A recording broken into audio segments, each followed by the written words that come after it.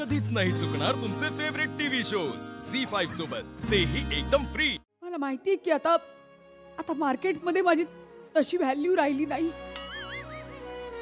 आता इंडस्ट्रीमध्ये मला काय झालं मॅडम? नीट करा, याचं डबिंग नाही करता येत। इंडस्ट्रीमध्ये मला तसा मान नाही राहिला रमेश पी। असं मार्केट डाऊन झालंय आणि कुणालाच मी नको झाले। हळूहळू माझी इमेज अशी पुसट होत चाललीये, पुसट। खरंय मॅडम, बँकेत तुम्ही हल्ली पैसे भरायला गेला ना, तो कॅशियर पण पैसे मोजून घ्यायला लागलाय। खरंच खरंच असं झालं? हो ना। अहो परवा तर तुम्हाला खोटं वाटेल रमेश पी, मी हार्ड कॅश भरायला गेले ना तेव्हा पण हेच झालं। मॅडम ऐका ना, 1200 रुपयाला कोणी हार्ड कॅश म्हणत नाही। कम ऑन, चला कुठं जाऊ? काय करताय? हे बघा, दिस इज नॉट अ जोक। हा विनोदाचा एक भागच नाहीये। आपल्याला काहीतरी करावं लागेल। माझी इमेज बिल्ड करण्यासाठी आपल्याला काहीतरी करावं लागेल। हो ना मॅडम, आजकाल तुमची इमेज मिश्रीवाले त्यांच्या बाटलीवर पण छापत नाही। नो नो रमेश, मिश्री बॉटल वगैरे नको, एखादी शॅम्पूची ऍड वगैरे बघा। अहो शॅम्पू वाल्यांना पटत नाही ह्या केसांना शॅम्पू चालेल म्हणून। मग काय करायचं आपण? कसं करायचं तुम्हीच सुचवा। मी आहे ना मॅडम, मी आहे ना। आपण तुमचं ना आत्मविचित्र लिहू। आत्मचरित्र असतं ना ते? आत्मचरित्र ते लोकांचं, तुमचं आत्मविचित्रच लिहू आपण। पण काय करणार म्हणजे नेमकं काय करणार आपण? आतापर्यंत तुमचा प्रवास, तुमचं स्ट्रगल वगैरे असं एकदम। Good idea P Ramesh.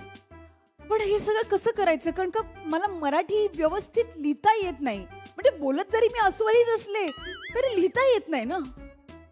अस्खलित। तेच ते तुम्हाला कळलंय ना? हा। कसं करायचं हे? कसं करायचं तुम्ही सांगा ना। माहिती आहे मला तुमच्या मराठीबद्दल। मागे एकदा तुम्ही मराठी कविता बोलायचा प्रयत्न केला होता, तेव्हा तुमच्या दाताखाली जीभ आली होती, 4 टाके पडले होते। एक आठवडा तुम्ही बोबड्या बोलत होता। नको आता त्या दिवसाची आठवण करून देऊ। नका आता त्या दिवसांची आठवण करून देऊ।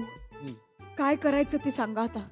काय करायचं? आपण लिहणार कसं माझं आत्मचरित्र? चेरिश नव चरित्र। तुम्हाला कळलंय ना?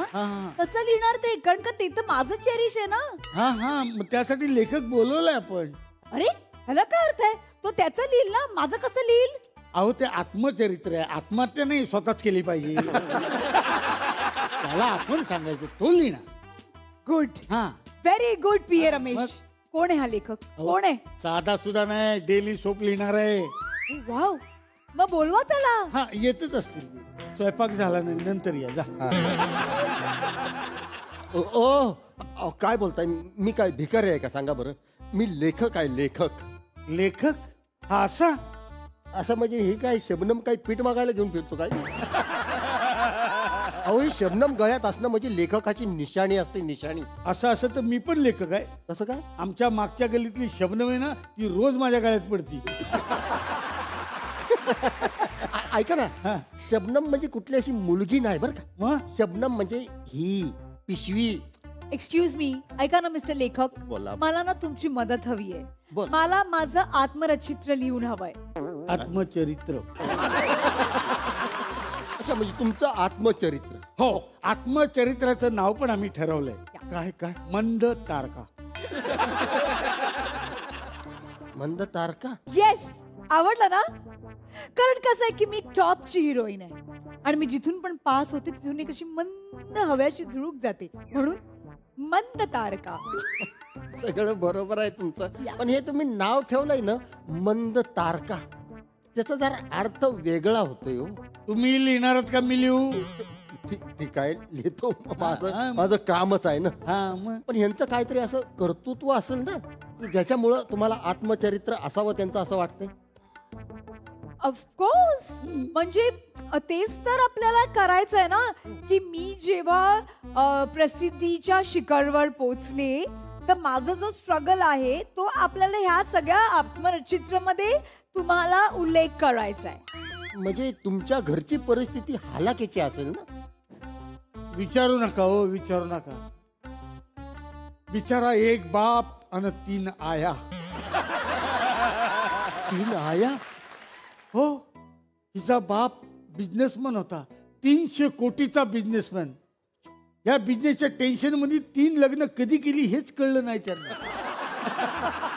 अरे अरे अरे, त्यांच्या सावत्राया आहेत ते ह्यांना चळत असतील ना लई.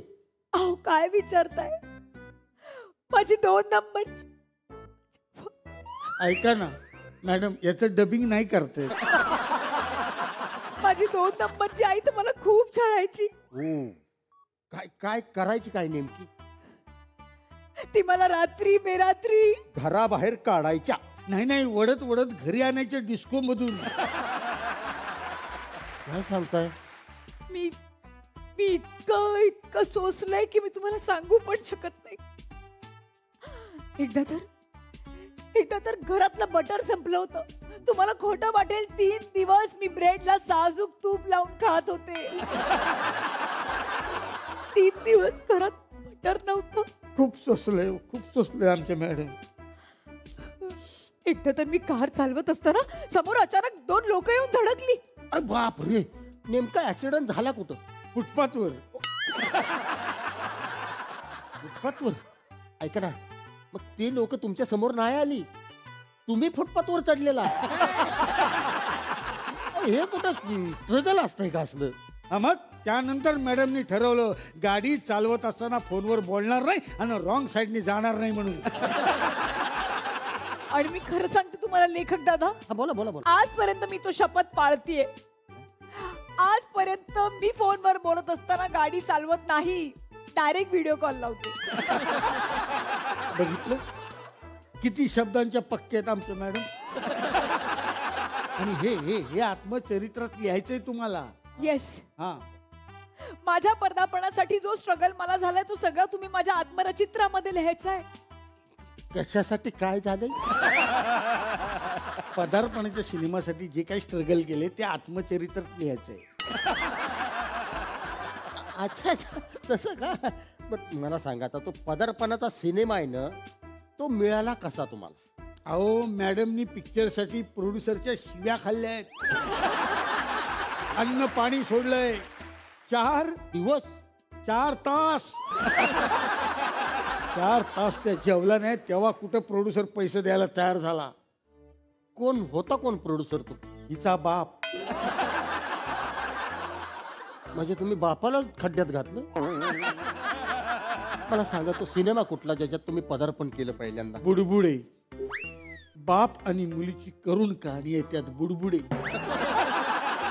हा बुडबुडे पिक्चर बघून यांच्या बापाला पण आले होते काय रडू रडू. झी5 ॲप डाउनलोड करा आणि पहा सर्व एपिसोड्स एकदम फ्री.